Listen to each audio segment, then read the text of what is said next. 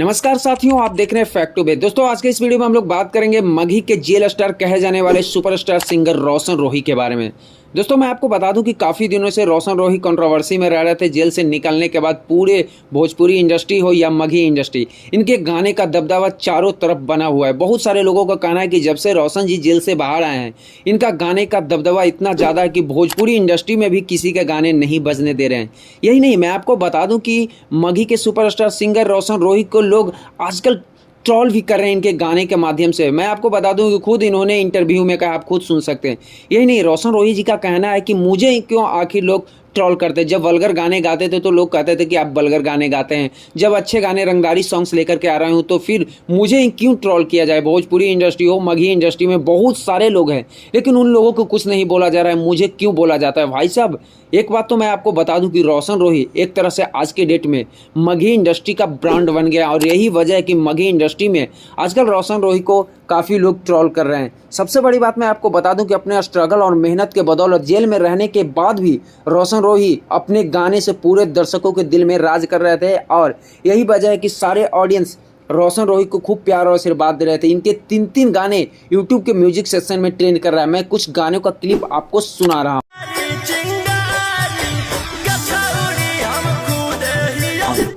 इसके बाद दोस्तों, हम लोग बात कर रहे थे कि आजकल बिहार में चुनाव का सिलसिला जारी हो गया, और चुनाव को लेकर के सभी नेता प्रतिपक्ष हो या नेता विपक्ष हो, सभी लोग एक दूसरे को कमियां ढूंढ रहे हैं। और हाल ही में एक कॉल रिकॉर्डिंग वायरल होता है मनेर के आरजेडी एमएलए के, और उसके बाद सभी लोग भाई वीरेंद्र जी को ट्रोल कर रहे हैं। लेकिन भाई साहब, मैं आपको बताना चाहता हूं कि जिस तरह से कॉल रिकॉर्डिंग वायरल हो रहा है, उस तरह से मुझे वहां के सचिव पे भी काफ़ी गलत लग रहा है, क्योंकि इतने बड़े पद पे हैं, आप उनको रिस्पेक्ट से बात करते हैं। उस ब्लॉक में आप हैं, आपको खुद पता नहीं है कि यहाँ के एमएलए कौन है, तो आप किस पद पे हैं आपको जाननी चाहिए। इसके बाद सभी लोग आरजेडी एमएलए भाई वीरेंद्र को काफ़ी ट्रोल कर रहे हैं। लेकिन मैं आपको बता दूं कि यहाँ पर मैं गलती अगर बात कहूं तो यहाँ पे सचिव जी का भी गलती है। कहाँ कह रहे तू?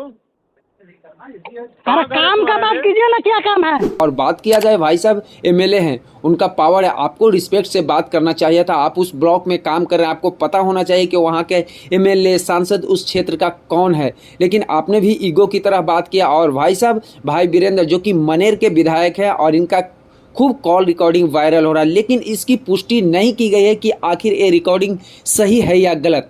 इसके बाद दोस्तों, हम लोग बात करते हैं भोजपुरी के ट्रेंडिंग स्टार कहे जाने वाले खेसारी लाल यादव के बारे में।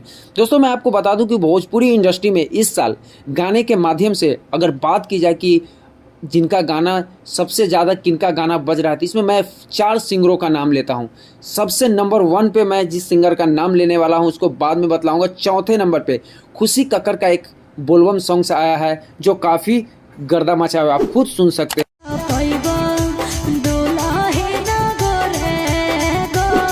चला देव घरवा ये देवरू, जो कि खुशी एंटरटेनमेंट से रिलीज किया गया है। इसके बाद दोस्तों, हम लोग बात करते हैं आशीष यादव का एक बोलबम सॉन्ग्स, आप खुद सुन लिए। ये भी गाना काफ़ी मगही इंडस्ट्री नहीं, भोजपुरी इंडस्ट्री में ज़बरदस्त रिकॉर्ड बनाया।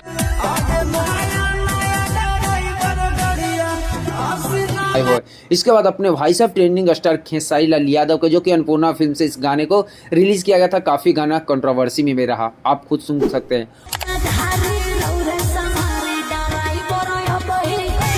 और इसके बाद भाई साहब बात की जब पावर स्टार पवन सिंह के बोलबम सॉन्ग्स के बारे में, जो कि पुराना गाने को इस साल रिलीज किया गया, और इस गाने पे व्यूज़ देख सकते हैं, टोटल 10 मिलियन प्लस व्यूज़ होने वाला है। और फिर से power star Pawan Singh number 1 पर आ गए हैं, और दूसरे नंबर पर ट्रेंडिंग स्टार खेसारी लाल यादव।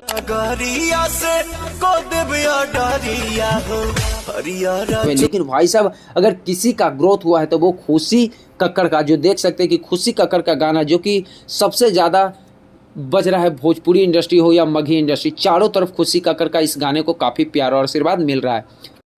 भाई साहब, बिहार में एक ऐसी घटना जिसके सुनने के बाद आपके भी रोंग खड़े हो जाएंगे। मैं आपको बता दूं कि बिहार के बोध गया में 25 तारीख को बिहार होमगार्ड की भर्ती का दौर चल रहा था, और दौर के होने के अचानक एक लड़की जो कैंडिडेट थी वो अचानक बेहोश हो जाती है और उसके बाद उसे एम्बुलेंस से उसे हॉस्पिटल भेजा जाता है। लेकिन भाई साहब दरिंदगी भी इस दुनिया में कम नहीं है।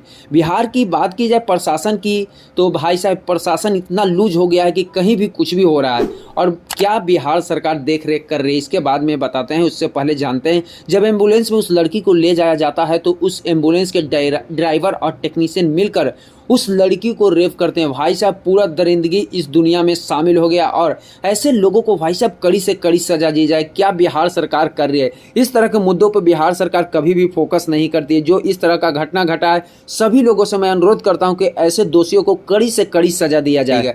इसके बाद दोस्तों मैं आपको बता दूं कि आज के वायरल रील्स के बारे में बात करते हैं, खुद आप देख लीजिए।